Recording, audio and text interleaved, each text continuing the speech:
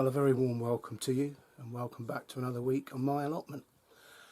And right now, right in the middle of the busiest time, everything is coming together. The weather for the next week or two looks very changeable, as they say, which might be a bit awkward with things like blight, but I can't change that. Really busy here on the plot and at home. Cheryl's coming up again today to pick more of the black currants. The harvesting is going extremely well. It's not all good news, and I'll show you. It was my own fault. I recently said, so far no disappointments or failures, and then then it happens. But I'm hoping it's redeemable, and I'll show you what I mean in a moment. But this morning on the plot, one of the nicest, most spectacular sunrises I've had in the 7 or 8 years I've been on this plot. Interestingly, when I got up this morning, and I won't tell you what ungodly hour it was pitch black. I've been so used to getting up and you can see light through the chink in the curtains. Not this morning. So we're definitely on the downward spiral as far as early mornings and late nights are concerned. But it's wonderful on the plot. Everything is going well. We'll have a look around. Lots of watering, because although it's overcast and drizzly, it's not sufficient rain to make any difference to any crops. So I'm still as busy now watering as I would be if it was a stinking hot week. Albeit I am getting better at not watering the things that don't need it. So you're very welcome. A little bit more drone footage. I've just had the drone up looking at that sunrise.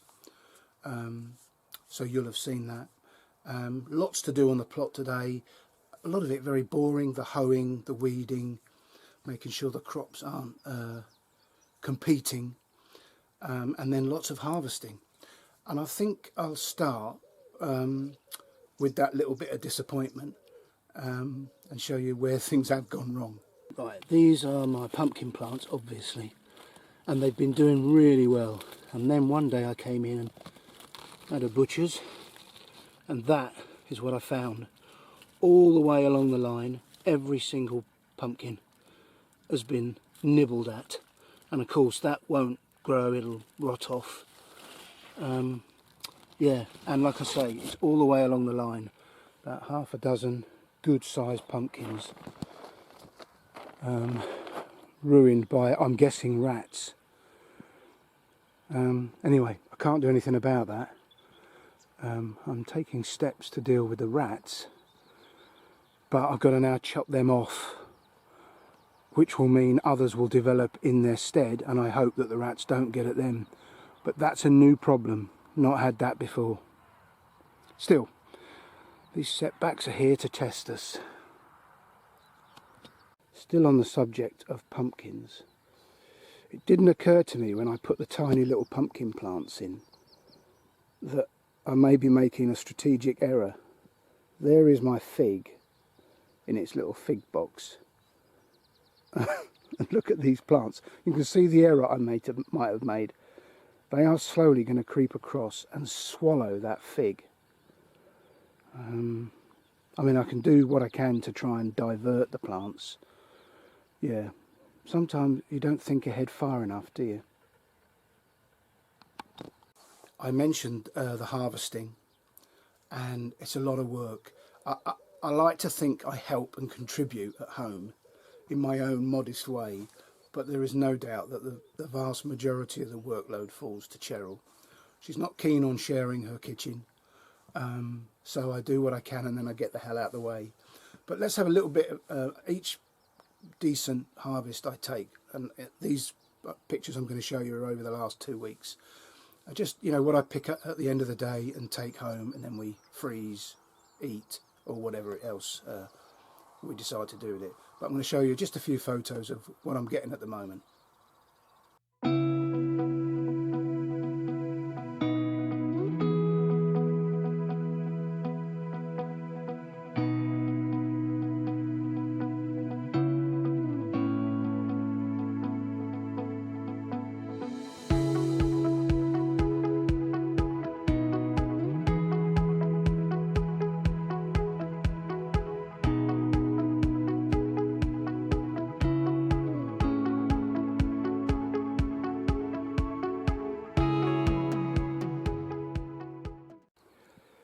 Really good pickings of carrots so far.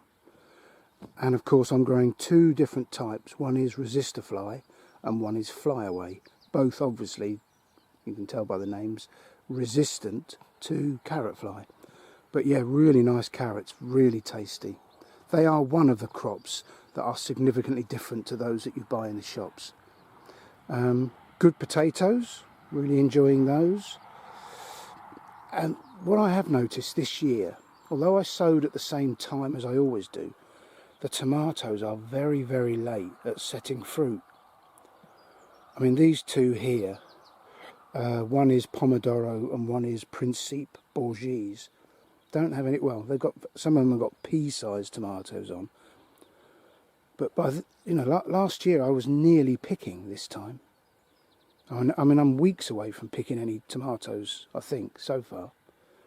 Anyway, every year is different.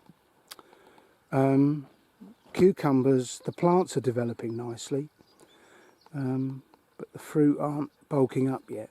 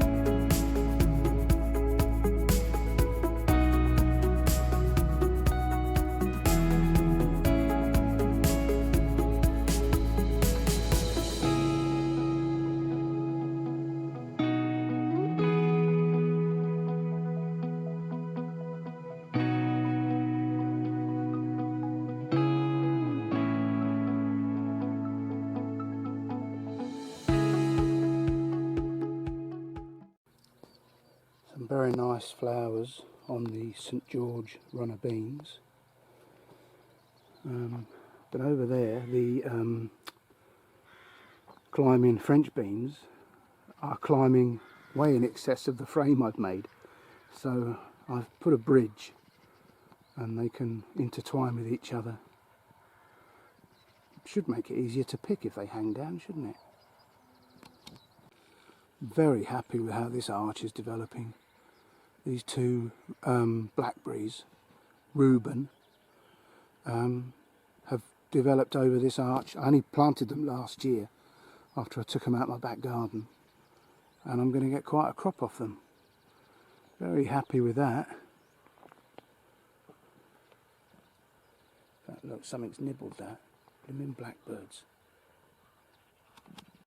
One major job today, apart from weeding out that grass underneath the gooseberries, is to pick all the gooseberries, or as many of them as I can. They are very, very small, but these the red variety, and I've no idea what name it is, they're really sweet. I mean, I've eaten quite a few straight off the plant. But if I pick enough of them, they'll make a nice crumble in the winter. We've already got some in the freezer. And the celery, not prepared to call it a complete success. I mean, it's developing, but very, very slowly.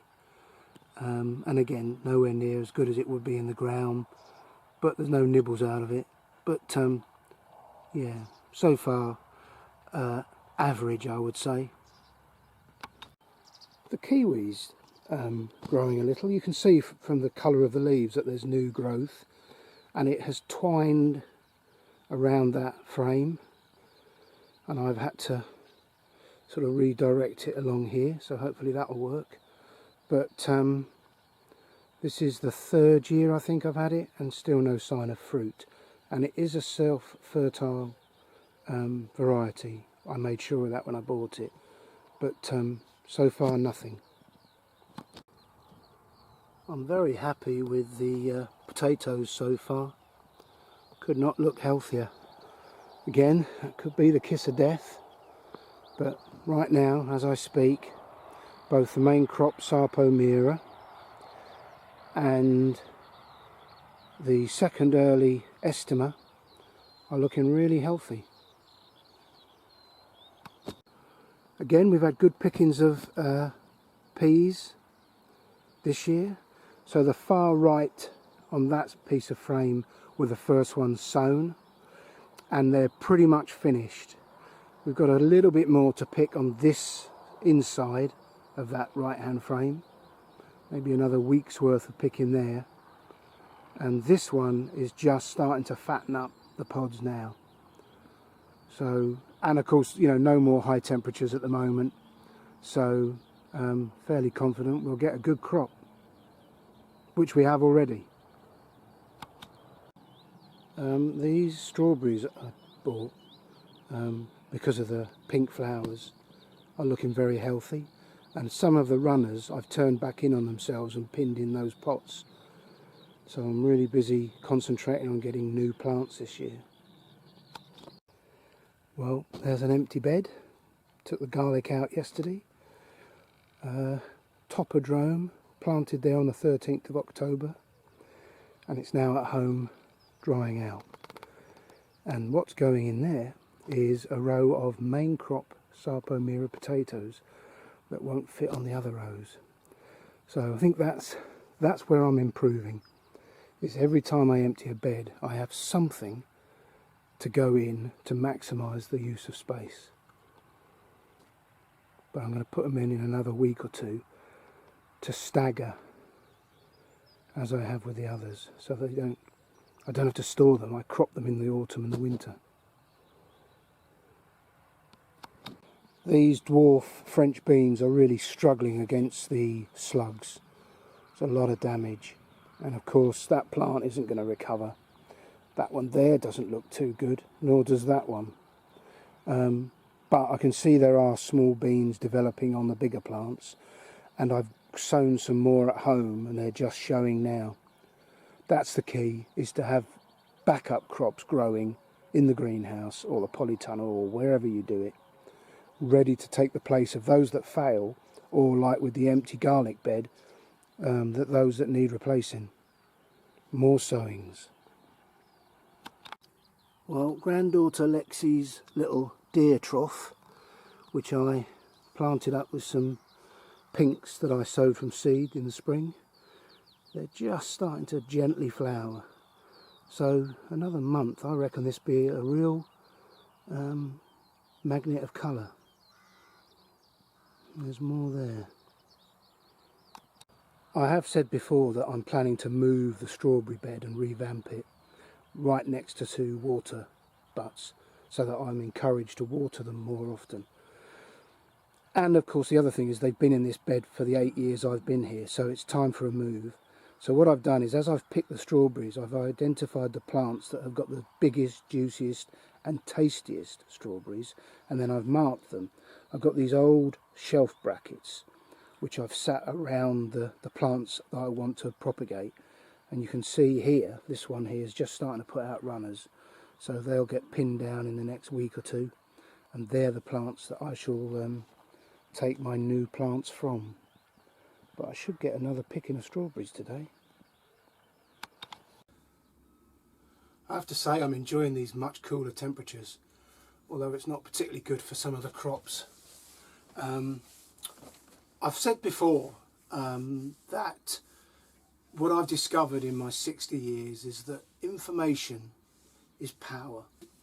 And of course that's why the government and governments all around the world are desperately trying to limit the ability of the internet to spread information. And I understand that a lot of stuff on the internet is absolute claptrap. I understand that. But as with health, as with other things, if you do your own research, you find out so much more than what you're being told. And I've never really trusted authority, but I wouldn't believe a word anything or anyone in authority told me nowadays. If the government tell me something, I just assume it's a lie till I can prove otherwise. Same with the BBC. Certainly the health authorities, anything they're recommending, I would never go near. So yeah, information is important. And I've been looking at all this climate stuff recently with all these idiots walking down the road slowly, just stop oil. I genuinely don't think they realise what would happen to society if we just stopped oil. You know, I assume they all have mobile phones and computers.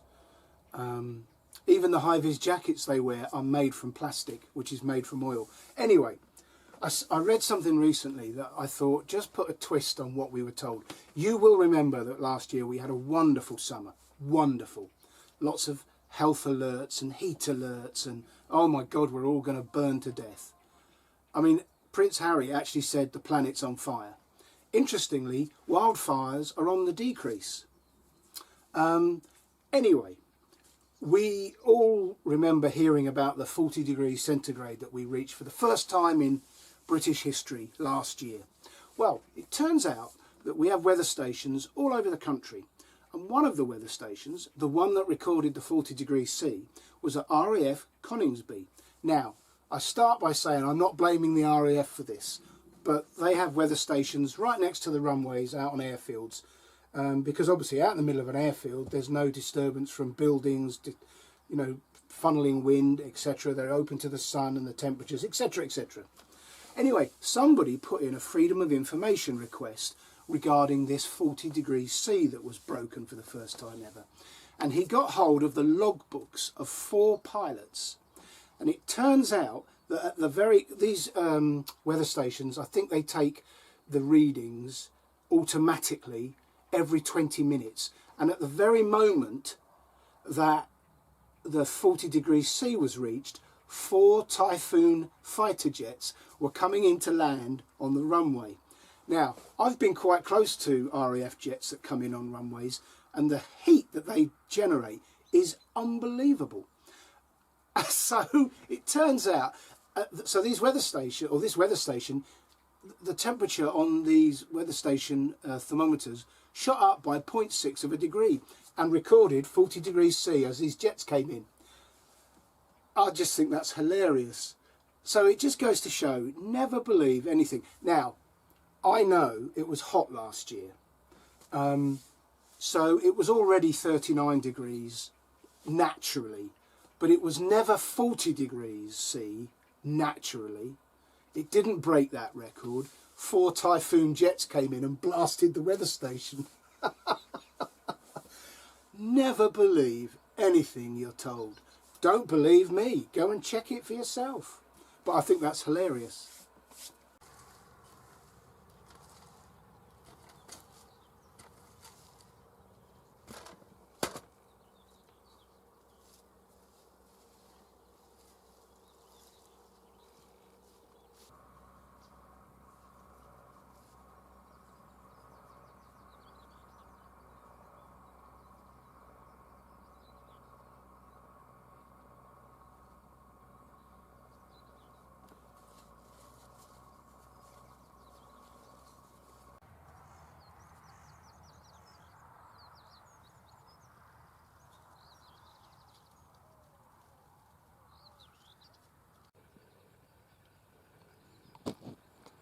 Another crop to be picked today.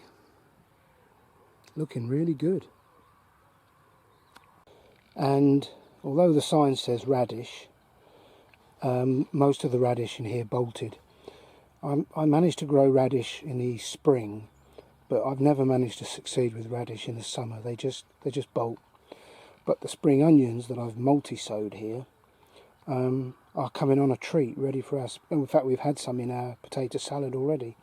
And oddly, somehow, lettuce has got in there, but it seems to be doing quite well.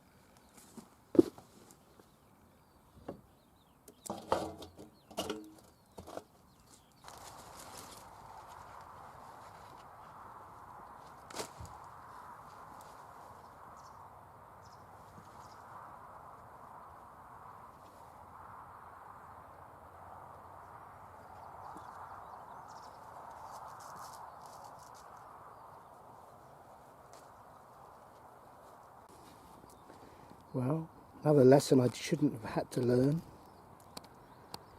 When marking up your labels, make sure the pen is permanent. I know they're estima, but I don't know what date they were planted. I'll have to check on one of my videos. You plonker, Rodney.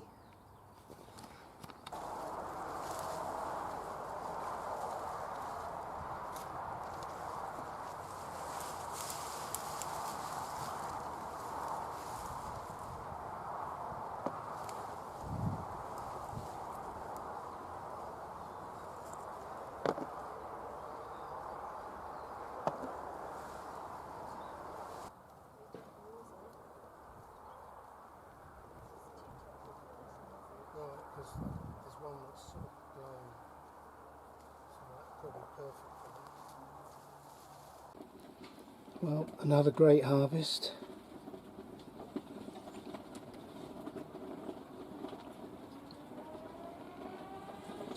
And Cheryl's still going with the black currant, so she's not finished yet.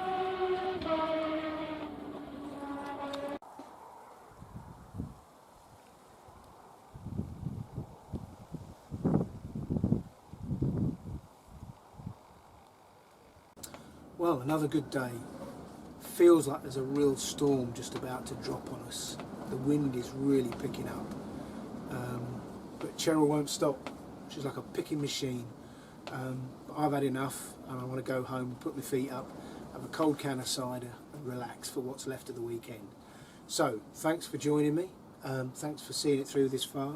If you're a subscriber, I appreciate it. Please leave a thumbs up and a comment. I enjoy all the comments. And all being well, I will see you next week. So until then, take care, look after yourselves, bye for now.